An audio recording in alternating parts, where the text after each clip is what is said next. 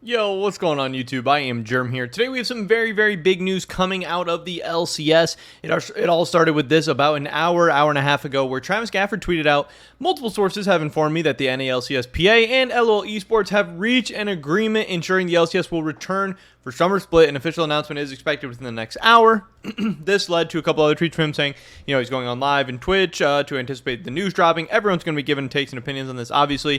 And he did say one Reddit thread headline implies I'm claiming LCS starts Thursday. I'm not, because I'm actually hearing it starts next Wednesday, the 14th. So this is what Travis was hearing. People were expecting that announcement, and then, obviously right on the dot, about an hour later, that announcement did come. Now, obviously, this is on the heels of what we've heard over the past couple weeks with the players walking out, them, saying, hey, we're going to get our demands met, we're going to have a seat at the table, we're going to get to negotiate with Riot and the LCS and get all these things, here's XYZ, blah, blah, blah, here's everything we want. Then it led to Doublelift, kind of saying, hey, I think the walkout's great, but if it comes down to walking out and canceling the rest of the LCS season or, canceling Worlds or just coming back and playing, I'm going to come back and play. Obviously, I definitely criticized him for those statements. It seemed like a lot of people, not a lot of people, but there were some people who gave me some backlash for those comments, which was, I think, pretty weird and pretty stupid, because I wasn't saying that anything that Doublelift was necessarily saying was wrong, but I still stand by the fact to say that during ongoing negotiations is absolutely idiotic.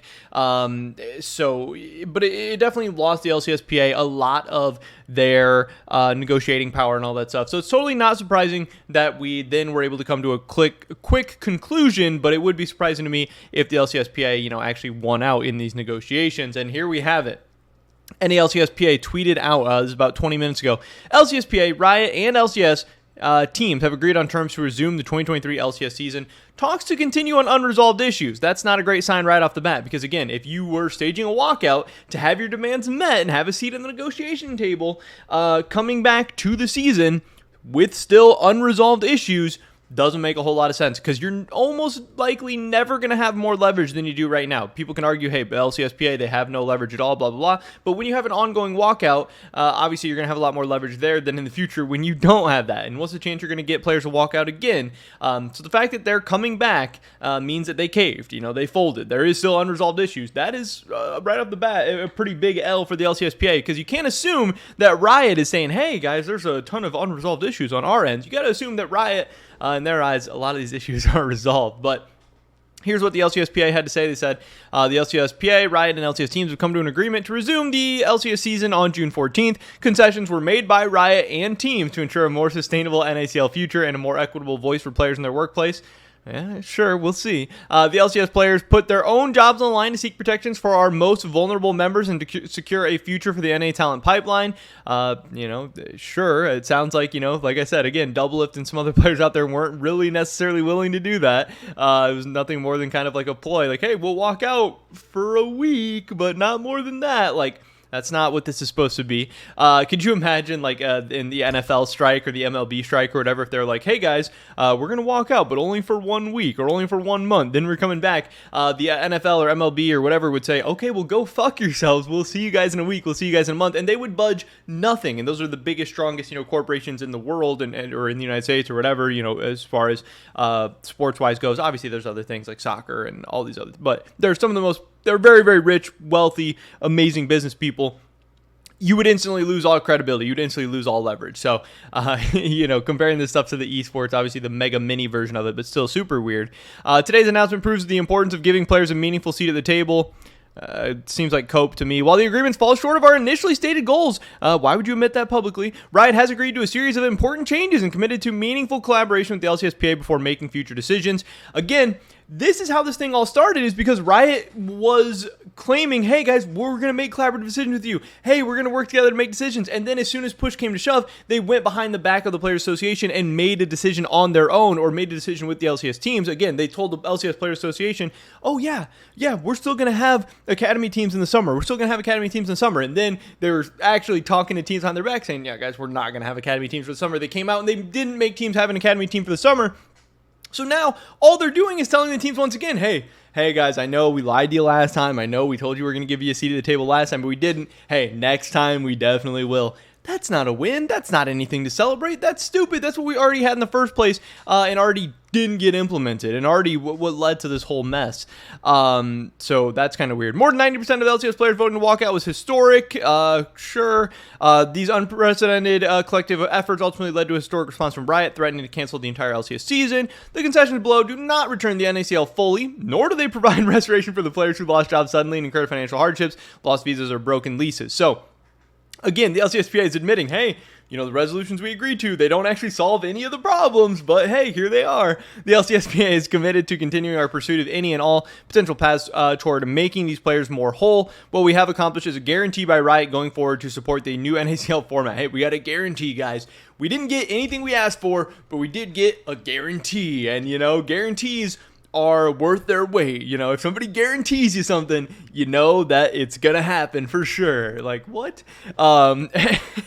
So weird, so stupid, so silly. What we have accomplished is guaranteed by Riot going forward to support the new NACL format and its players, increased financial support for the NACL, accountability measures designed to protect players working for the new operators in the NACL, and lasting protections for our lowest earning members to mitigate harm in the future. So here's what we have. Here's what we come up with. Here's a summary of our terms agreed to since our walkout vote. $300,000 for the remainder of the 2023 season to be split amongst the 10 NACL teams in order to boost player opportunity and pay. 50% of all future NACL sponsorship revenue will now be shared by NACL teams. I have to imagine that's peanuts, but who knows? Maybe it's a significant amount of money. I have to assume it's not. The NACL will have a team partnership agreement, TPA, in 2024. This means the NACL teams will have to abide by minimum standards in order to receive payments or revenue share from Riot. I think that's actually a pretty significant W. I can't believe that wasn't already in place. That seems pretty idiotic, but hey, that's good. That's at least one meaningful thing. A minimum of 30 days severance pay for termination without cause for any player earning up to 1.5 times the league minimum salary, and 15 days notice for any player competing on a visa. Awesome. Players and teams will share equal representation on a committee to determine any future changes to the practice schedule in a collaborative manner. Sure. Teams will take action to ensure all foreign players have mandated health care available to them by the first day there in the U.S. Riot and the LCSPA will sign a memorandum of understanding that establishes meeting and notice parameters to ensure all parties are aligned before any future decisions are locked and communications are made. Again, that just means, maybe they'll be informed more, but it still doesn't mean or guarantee that Riot has to take them into account in any future decisions, or that, say that this stuff was in place 2 months ago. Would it have stopped anything that happened? Would it have stopped anything that got us here in the first place?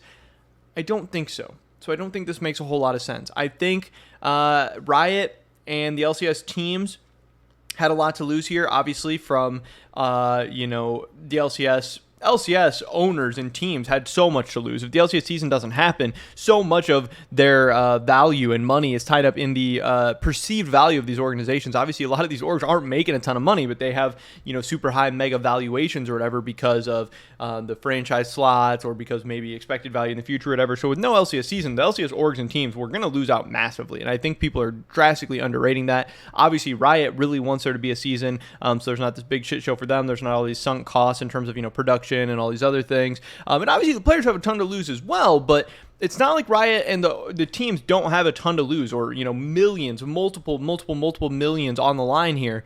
And the fact that it seems like they didn't have to give up very much to get the players already back in after like a 2-week break or whatever seems pretty weird. I do still think that the in-person finals in Newark or whatever is still going to be canceled, which does kind of suck and is pretty weird. But obviously I get why they had to do that, because you can't risk trying to sell tickets and not having it happen and stuff. But I don't know. The LCS is back. That's great. That's awesome. Cool. I mean, I guess I'm excited, but I'm not really excited, because at the end of the day, I don't know. I wasn't really that excited in the first place. I don't think the LCS now getting their spot at Worlds is all that exciting, because, again, Western teams haven't really done anything international recently. I don't think this solves any of the changes, short-term or long-term, with the LCS or the NACL or anything like that.